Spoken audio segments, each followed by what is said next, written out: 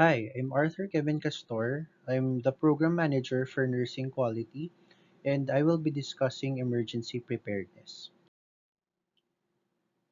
Here's the outline of my lecture.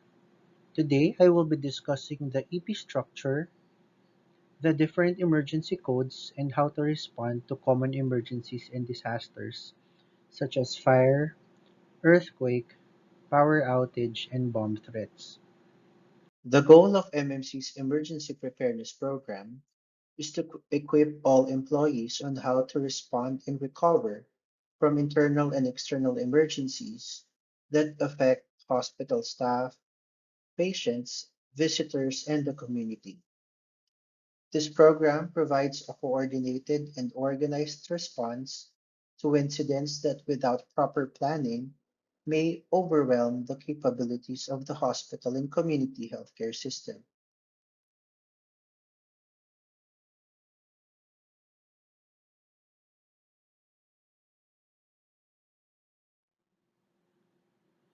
Emergency preparedness is a critical aspect for every medical and other allied health professionals. The right emergency response strategy can prevent or mitigate casualties in a lot of ways. The Emergency Preparedness Committee develops, maintains, reviews, and updates an emergency management plan to respond to likely community emergencies, epidemics, and natural or other disasters. The function of the Emergency Preparedness Committee or the EP Committee is to create policies and procedures, allot budget for training education of staff, procure safety equipment, and to routinely evaluate the emergency program of the hospital. Another function of the EP committee is to conduct risk assessments, which is the hazard vulnerability assessment. The HVA is a process for identifying the hospital's highest vulnerabilities to natural and man-made hazards and the direct and indirect effect that these hazards may have on the hospital and the community. The HVA is conducted annually to facilitate revisions to the EP program and other associated procedures. This is the structure of the Emergency Preparedness Committee, which later on I will be discussing in detail. Emergency Preparedness Committee members starts with the Emergency Preparedness Officer or the EPO. The EPO organizes and directs operations during emergencies through the authorization of the CEO and or the medical director. He or she suspends or reduces hospital services, announces general evacuation, and decides when to resume hospital services. The Emergency Preparedness Officer assumes the role of the Emergency Incident Commander or EIC and initiates the Hospital Incident Command System during emergencies. Our current Emergency Preparedness Officer or EPO is Dr. Bernard Cueto.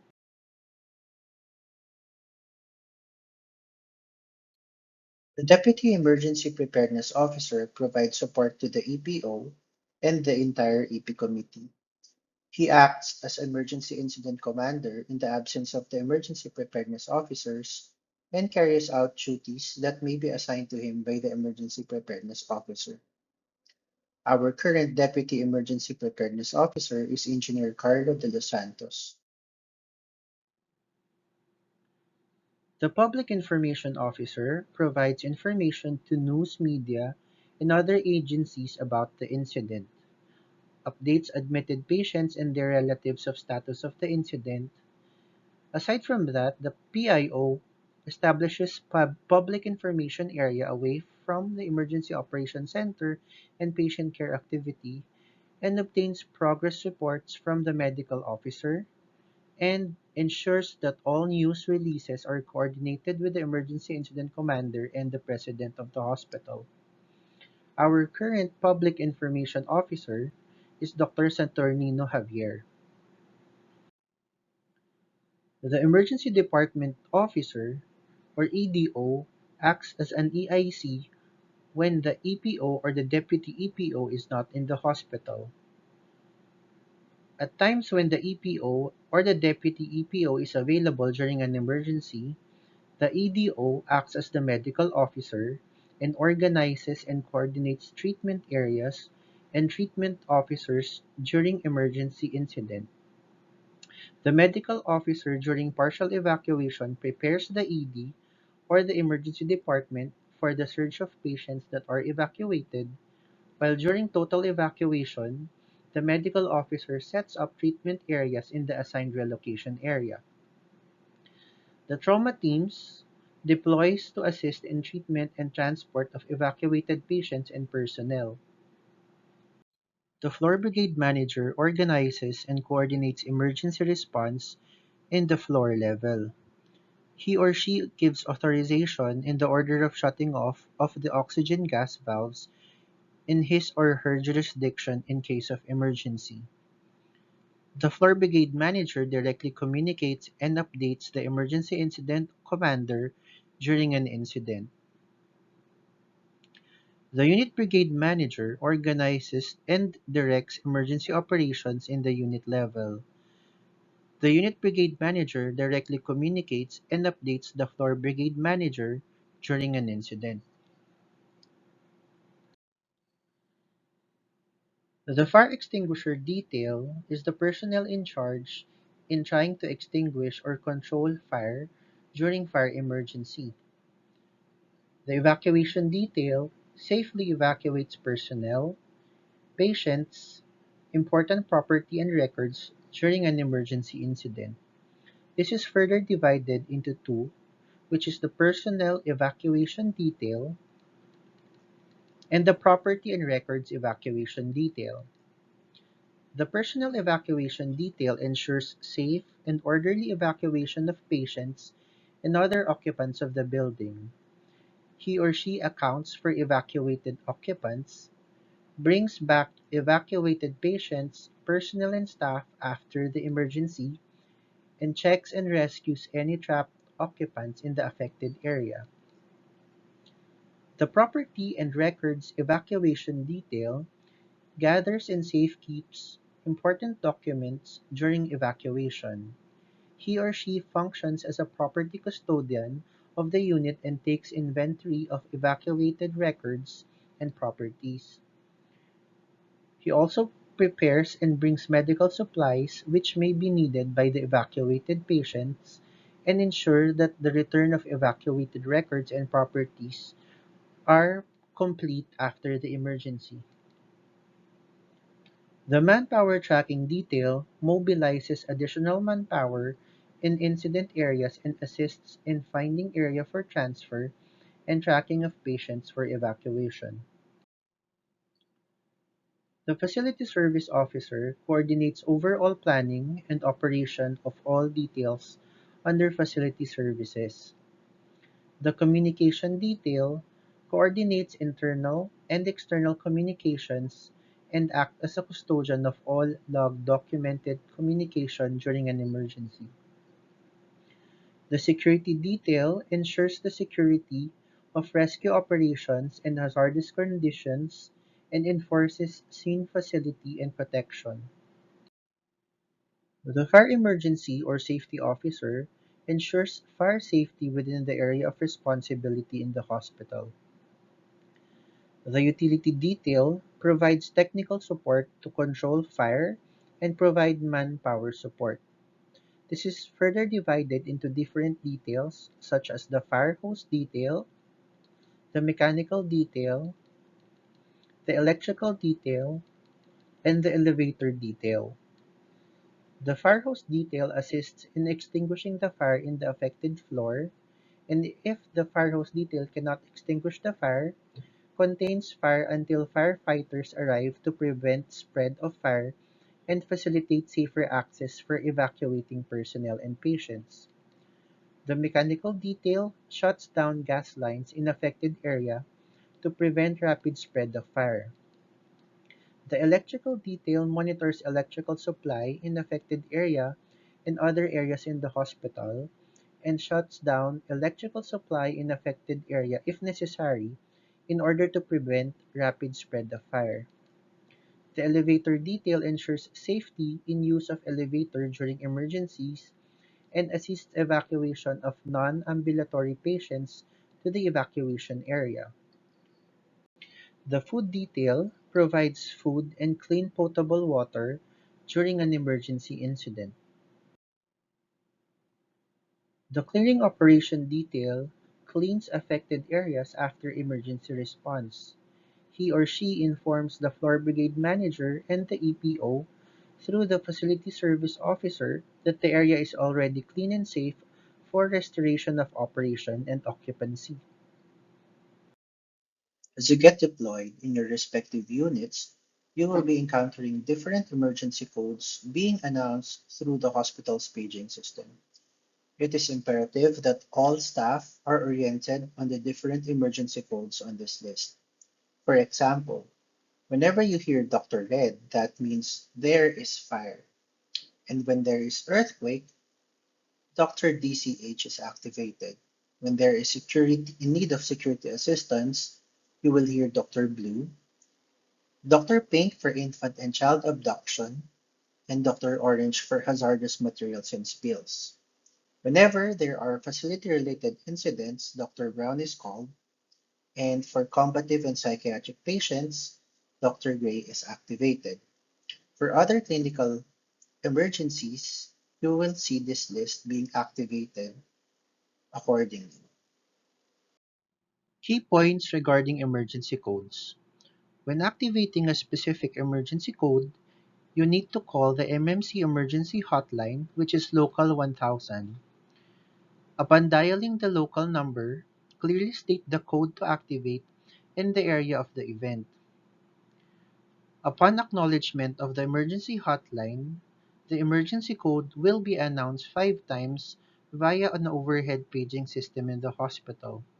For example, if there is a fire in the laboratory department and upon activation of the emergency code, you will hear an overhead paging system as Dr. Red, Laboratory Department, Dr. Red, Laboratory Department, 5 times.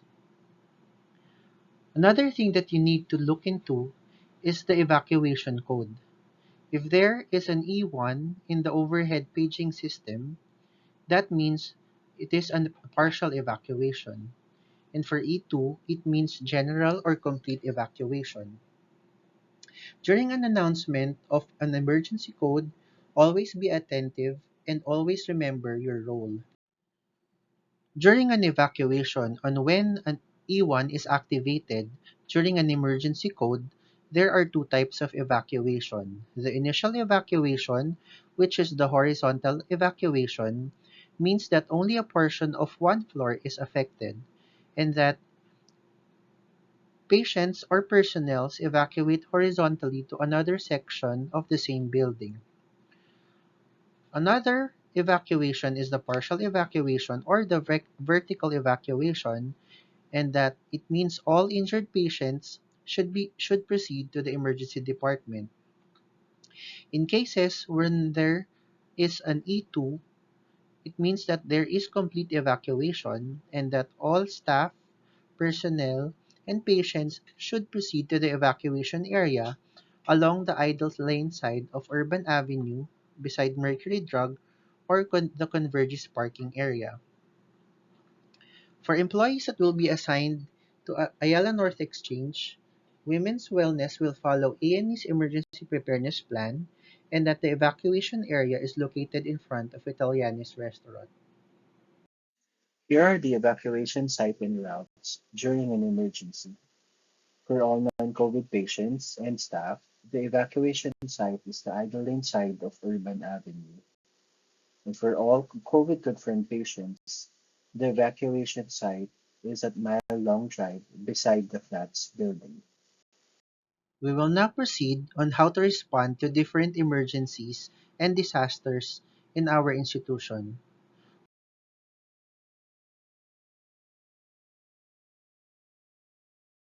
During fire, remember the mnemonic race.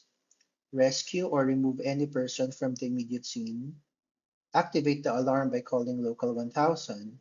Contain the fire by closing the doors to the area of fire and extinguish the fire using the closest fire extinguisher.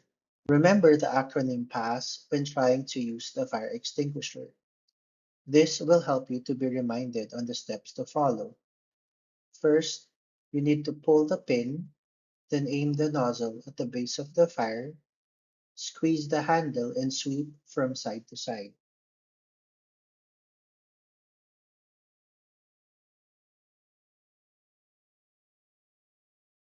The floor brigade manager has the authority to order closing or shutting off the oxygen zone valves in the event of a fire emergency that would potentially allow oxygen to escape into the immediate area or room, thus intensifying the fire hazard in the respective area of responsibility.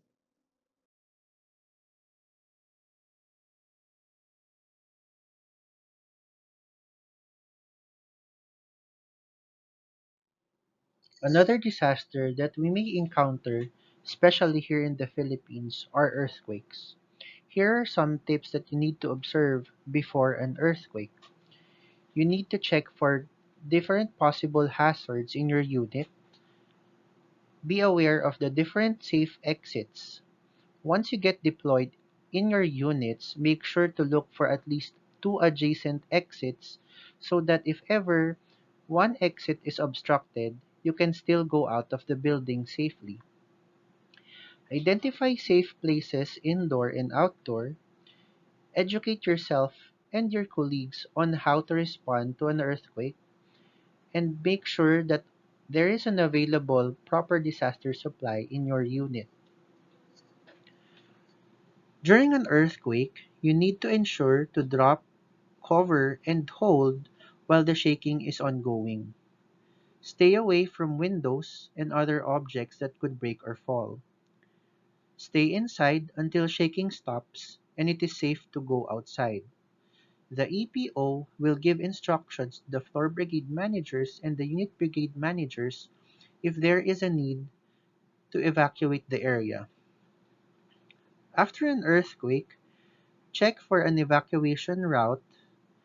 Make sure that it is safe from any hazards such as ripped wirings, sparks from damaged electrical boards, leaking gases, chemical spills, and injured people or people that fell from the stairs or hit by falling objects.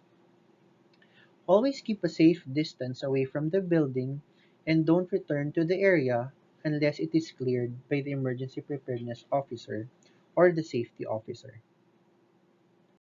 During an earthquake, Dr. DCH will be announced using the hospital's paging system. This will signal you to drop, cover, and hold. After the earthquake, all floor and unit brigade managers are advised to inspect their respective areas for any visible severe damages of structure and immediately report it to FMED and EP committee. The EP committee will collate and analyze all the reports from different departments and convene for a post-incident discussion.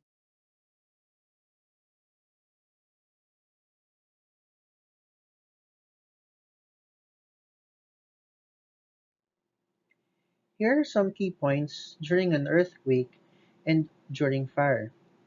Make sure that exit routes must be marked, lighted, and free of any obstructions. Fire extinguishers must always be inspected, maintained, and employees must be trained on how to use them. Never use elevators during fire and earthquake. Know the location of at least two exit point areas in your unit, area where the oxygen shut-off valve is located, and the nearest fire extinguisher. And always be oriented on your unit's emergency preparedness plan.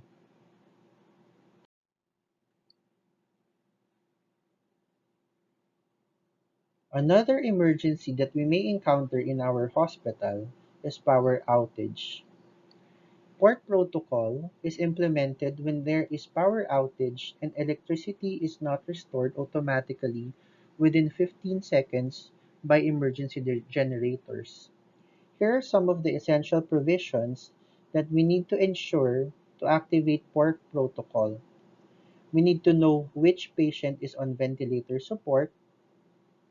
The unit must always at least have two flashlights in the area. Emergency lights are functional and situated at key areas in the units such as the medication room, hallways, or at the station. And to ensure that all critical life-saving medical devices are fully charged. When port protocol is activated, here is the guidelines or the steps that we need to monitor or observe to ensure that all our staff and patients are safe. Once port protocol is activated, the staff should get a flashlight and after 10 seconds, call emergency hotline to report the outage. Then afterwards, we need to check patients on ventilator and on cardiac monitor. Validate if all equipments are functional. For patients wherein the ventilator is not functional or is not working, perform manual bag valve ventilation and call Pulmolab for assistance. Prepare patients for transfer to critical care unit and call FMed to check the status and expected duration of the outage. Once we have secured the safety of our patients, reassure our patients and guests, and stay with patients on ventilator until power supply resumes or until patient is transferred to the ICU. The last topic about emergency response is how to respond to bomb threats. If ever you receive a call about a bomb threat, here is what you need to do. Try to get information from the caller regarding the following: when the bomb is expected to explode, the location of the bomb, the kind of bomb, what does it look like, and the reason for planting the bomb, and where is the caller calling from. The real reason for you to ask those questions is not to actually get those specific information, but for you to be able to prolong the conversation to take note of the caller's description. You need to take note of the caller's gender, his or her tone of voice, any background noise, and other significant characteristics that may give us a lead on the true purpose or who is really the caller. After engaging the caller, we need to inform the security department, prepare a detailed report, and if any suspicious item is found, do not attempt to move or open the object and wait for the security personnel to take over. In summary, I have discussed the members of the Emergency Preparedness Committee, the different emergency codes, and the response to different emergencies and disasters. To be efficient during emergencies and disasters, my key takeaway is to always be prepared, know your role, and never ignore your safety rules. Thank you for listening and have a great day.